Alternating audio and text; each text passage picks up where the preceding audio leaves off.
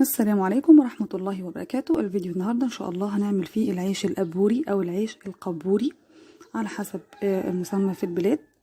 طري جدا وعجينة هشة قوي وقطنية تحفة. ممكن نقول وجبة منقذة، مش مكلفة واقتصادية قوي قوي، تنفع رحلات في المدارس، في أي ظرف طارئ كده. زي ما انتم شايفينها جدا، جربوها وان شاء الله تعجبكم. تعالوا مع بعض، اللهم صل وسلم وبارك على سيدنا محمد وعلى اله وصحبه وسلم. هنسمي الله ونشوف المقادير والطريقه. بسم الله الرحمن الرحيم. المقادير بتاعتنا: معلقه كبيره من الخميره الفوريه. لو مش عندك الباكت الكبير هتحطي كيس خميره فوريه، ويفضل يكون دريم. معلقه كبيره من السكر، معلقه كبيره من البيكنج باودر، ومعلقه صغيره ممسوحه من الملح. الميه بتاعتي هتبقى دافيه، وطبعا على حسب الحاجه بتاعه العجين. وطبعا ده لان نوع الدقيق بيختلف من مكان لمكان. دلوقتي ده معايا البولش اللي انا عملته معاكم قبل كده، وده سر طراوة اي معجنات في المحلات. هناخد منه معلقتين كبار او قطعتين، وكمان 3 كوبايات من الدقيق متعدد الاستخدام، ده انا جايباه من عند العطار عادي. بولة ناشفة هحط الخميرة والسكر والملح ورشة البيكنج باودر، وهحط شوية مية صغيرين دافيين، وهحط قطعتين او معلقتين كبار من البولش، ومعلقة صغيرة من الخل، وهدوبهم كلهم مع بعض بالشكل ده عشان ابدا افوق الخميره بتاعتي وتبدا تتفاعل وتديني النتيجه اللي انتوا شايفينها دي. دلوقتي هنخل الدقيق بتاعي بالشكل ده، 3 كوبايات من الدقيق هنخلهم كده،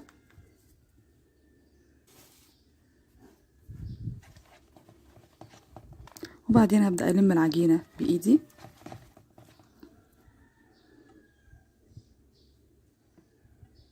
دلوقتي هضيف معايا ربع كوبايه من الزيت، وربع كوبايه من السمنه البلدي او ربع كوبايه من الزبده، وهرجع الم في العجينه تاني بالشكل ده. هرش رشة خفيفة من الدقيق على الرخام عشان ابدأ افرد عليها العجينة، ودي اهم مرحلة في العجن.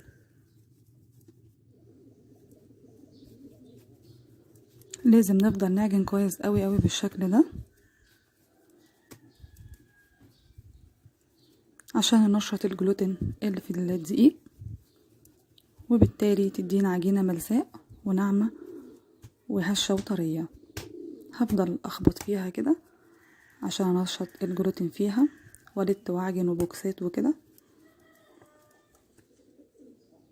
لحد ما تديني العجينة الناعمة زي ما انتوا شايفين بالشكل ده كده. دلوقتي هحطها في البولة بتاعتي وهسيبها حوالي ساعة ترتاح وتخمر، وبعدين نرجع نشوفها.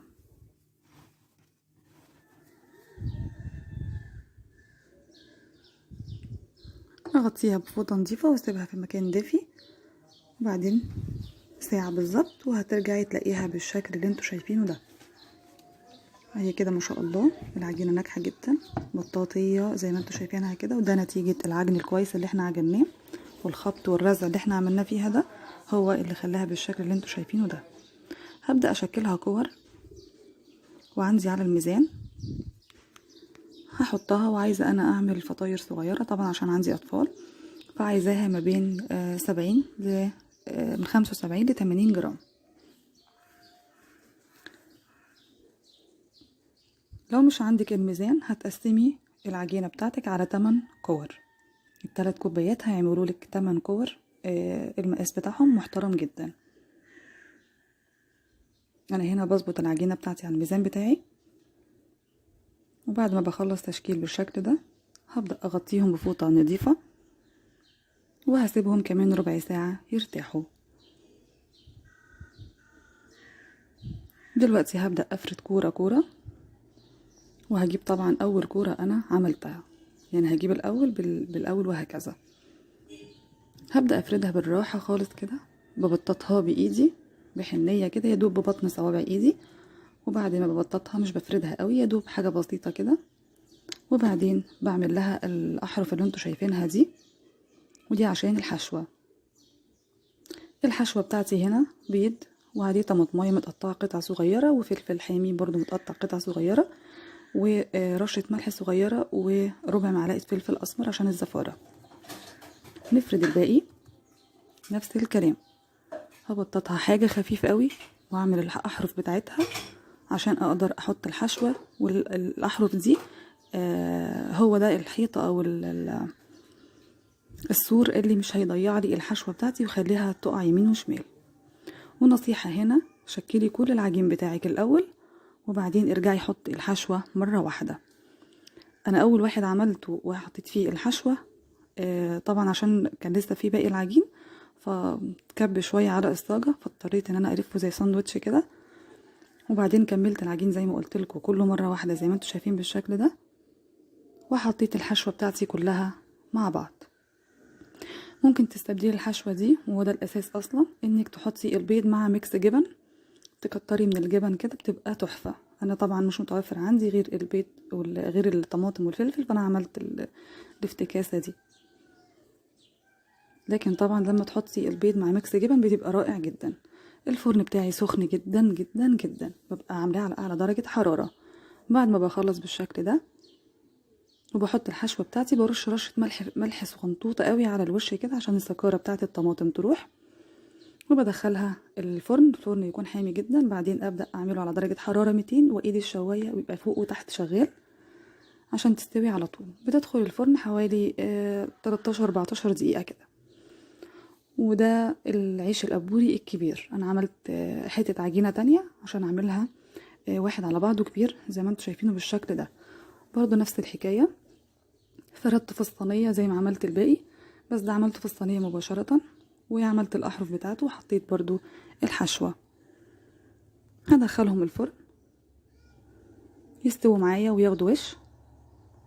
احطهم الاول 10 دقايق كده وانا قايده الفرن، وبعدين ابدا ايدي الشوايه عشان الوش بتاعه يحمر.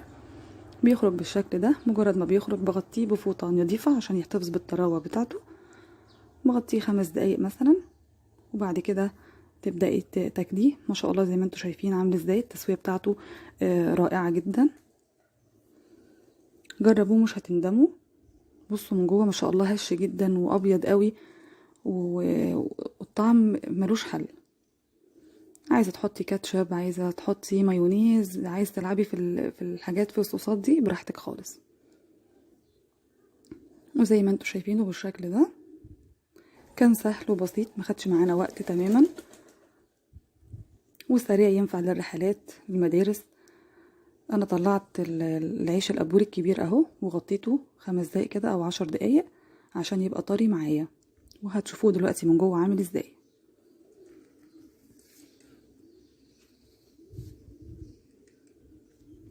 وده الصغير. بصوا الكبير ما شاء الله تحفة جدا. الريحة حلوة قوي قوي والطعم احلى كمان. بصوا العجينة قطنية وهشة والتسوية ممتازة من فوق ومن تحت. بصوا من جوه بسم الله ما شاء الله اللهم بارك، حلو جدا جدا. وجربوه ان شاء الله هيعجبكم قوي. وما تنسوش طبعا اللايك والاشتراك او السبسكرايب، واضغطوا علامة الجرس ودوسوا على الجرس اللي هو تشغيل الكل ابو ودان ده عشان يوصل لكم اي جديد ان شاء الله.